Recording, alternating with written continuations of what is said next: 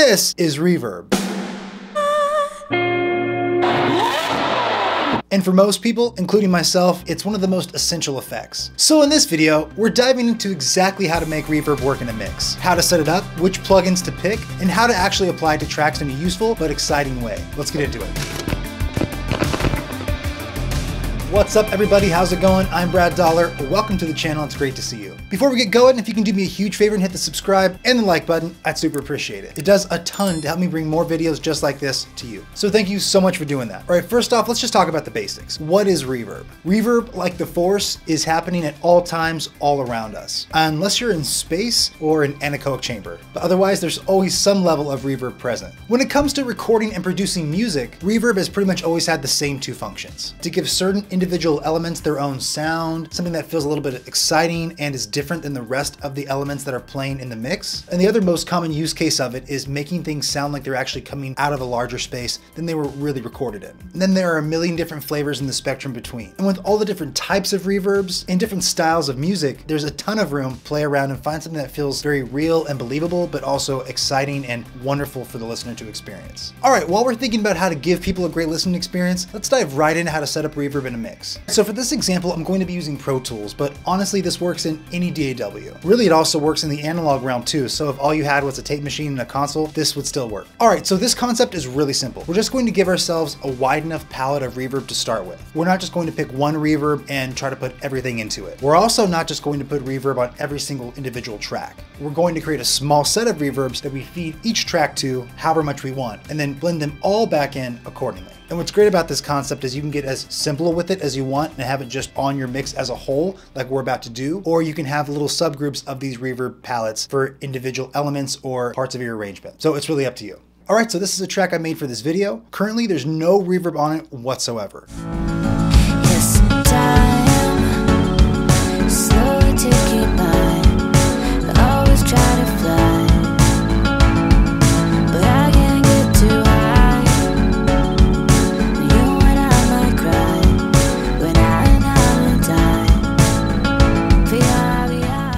Cool, so everything's super dry. Drying mode on. For this video, I'm going to keep it pretty simple. There will be a short, a medium, and a long reverb. Depending on the song and the kind of style you're working on, what short, medium, and long may mean something different to you. But for me, in the case of this video, short means under a second, medium is anywhere between 1 and 2 seconds, and long is in that 2 to 4 to really infinite range. So let's get those set up. New auxes, we'll create 3 new stereo auxes, and we'll name them, always name them.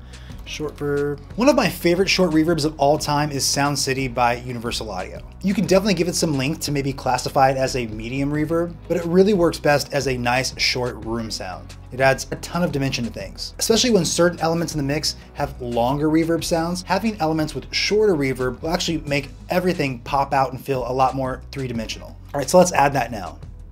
Dealer's choice here, there's so many options inside of all of these plugins, and especially Sound City, but we'll just keep it really simple. We'll drop it into reverb mode, and I actually really like the acoustic live setting. I think it's a really well balanced setup. Now, right off the bat, the number one thing to adjust in any reverb plugin, if you don't take anything else from this video, is the pre-delay. You can make a reverb as long as you want, but if it's always starting at the same time that the source starts at, it's really hard to get that distinguished reverb trail. So when you add a little bit of pre-delay, not too much because then it becomes an actual delay, it helps whatever you're putting reverb on and the reverb itself sort of expand and be a little more separated, which makes this effect so much more useful. You don't have to go crazy. You can definitely do some math and time it out, but I always just roll it up a little bit. I don't even know what number that is. What is that? Is it like a 2? I don't know, but that's good for now. If it starts getting slappy or like becomes a delay, that's when you know you've gone too far. I'll also make sure that the internal effects are turned off. Okay, great. Cool, so we'll come back to that. Now let's put in the medium reverb. For me, when it comes to a medium length reverb, I love a plate. And so I'll do the same thing first when I get to this reverb. I'll come into the pre-delay and just bring it up a little bit.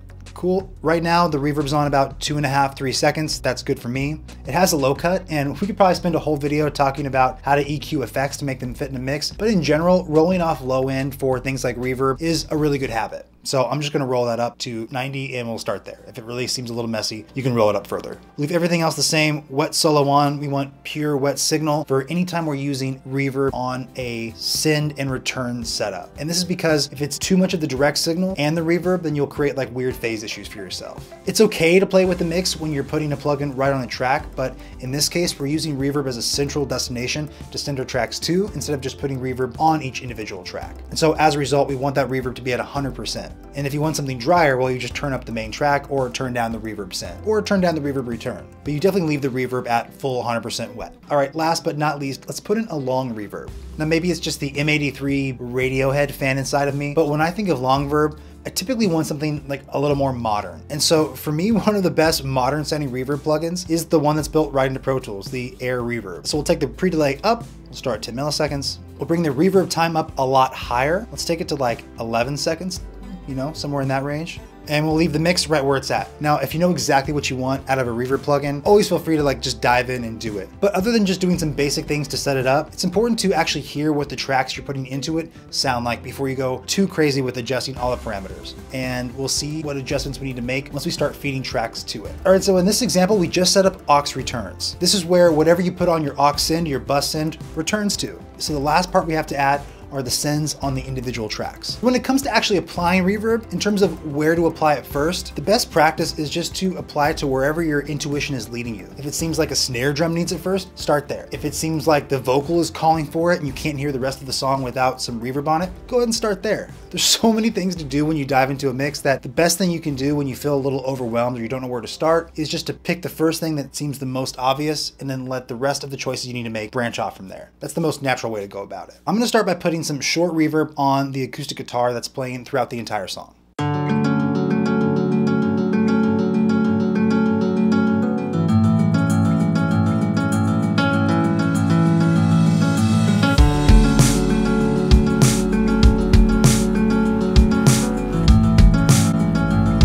Nice, and then right away, I think the next thing that I want to put it on is the snare. I'm gonna go with the medium reverb for the snare.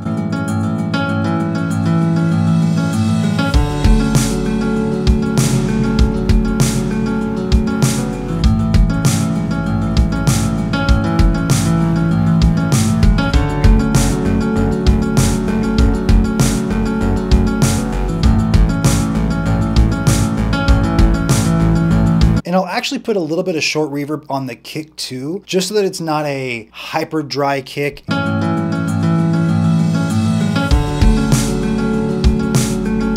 It's real subtle.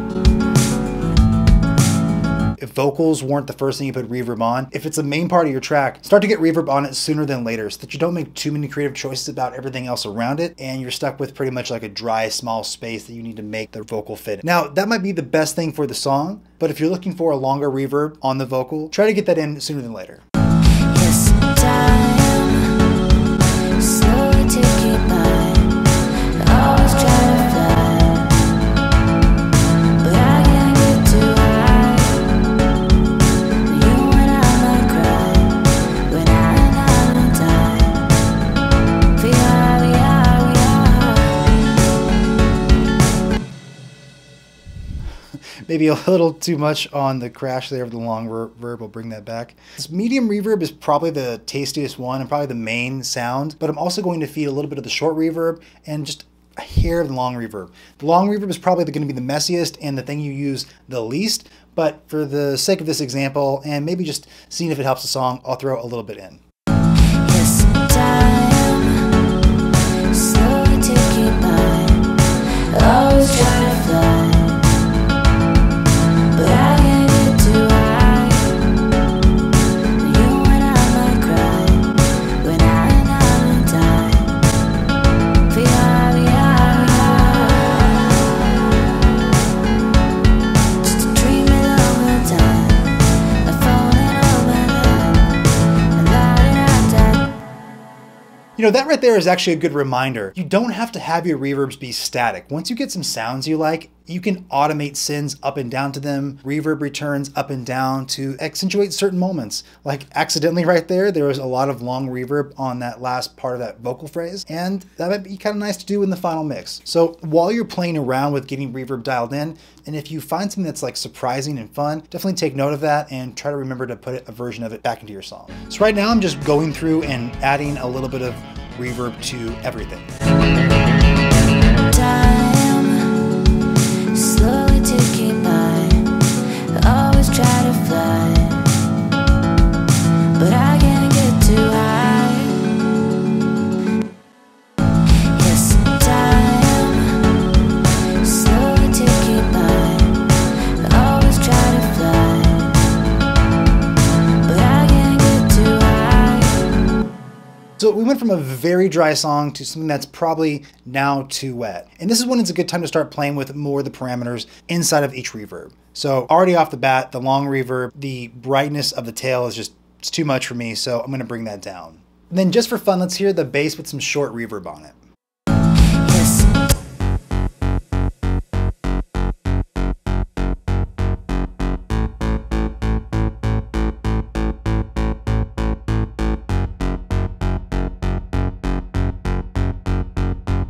When I die,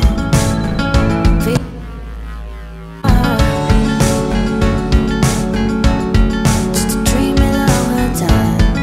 I've fallen over that, and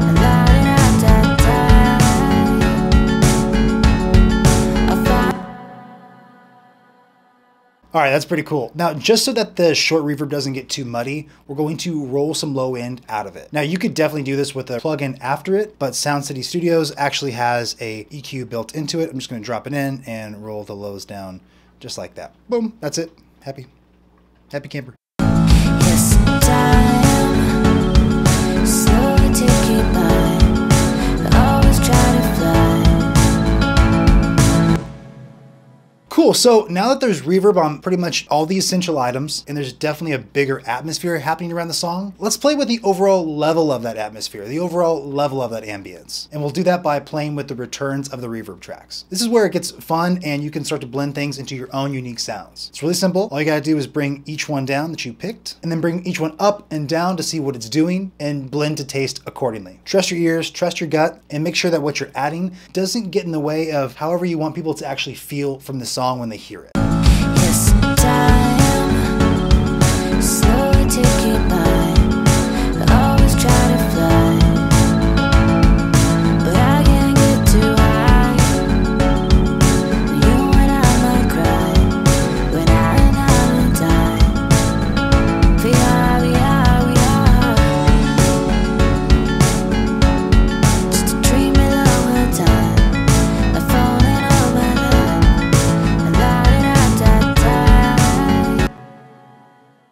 Great, and now with the returns balanced, you can send a little bit more of each element to it if you want a more dramatic effect. Saturating a reverb unit or reverb plugin to a certain extent is actually part of getting reverb to sound the way you want it to. So I'm gonna send a little bit more to the medium reverb. That seems to be the best one for this track. Yes, time slowly ticking by.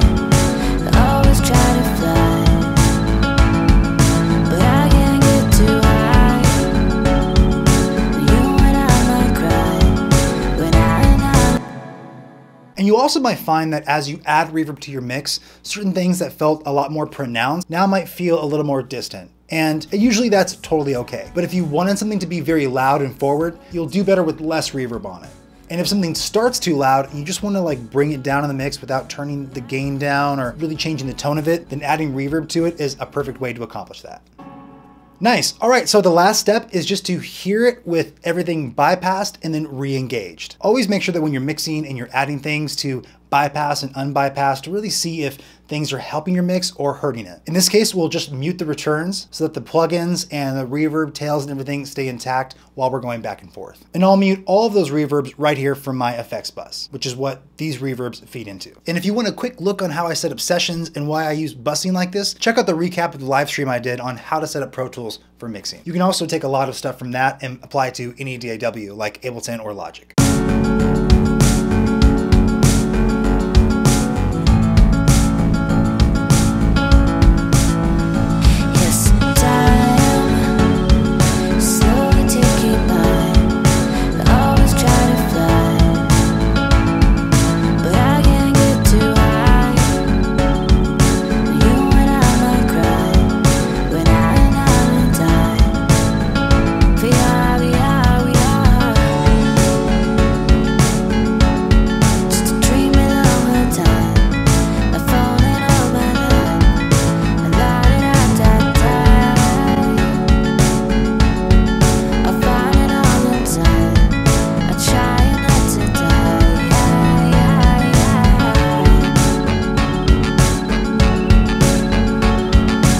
To me, I definitely think this mix and this song is feeling better with reverb on it. I was already kind of starting to have demo-itis with it, totally dry, listening to it in the car, making sure it's right for the video. And I was like, well, how is reverb gonna make this better? Maybe this is better served as a dry song. And maybe that's just my ear, but I think it really helps a super basic song like this have a lot more impact and resonate a lot more with people who are listening to it. And my last note about mixing with reverb is to have fun with automating it. Even something as simple as muting it for certain sections and re-engaging it for other sections can do a lot to bring your song to life and make it jump out of the speakers and feel like something that's actually evolving over time, not just like a static listening experience. And just for fun, let's hear what a little bit of automation sounds like.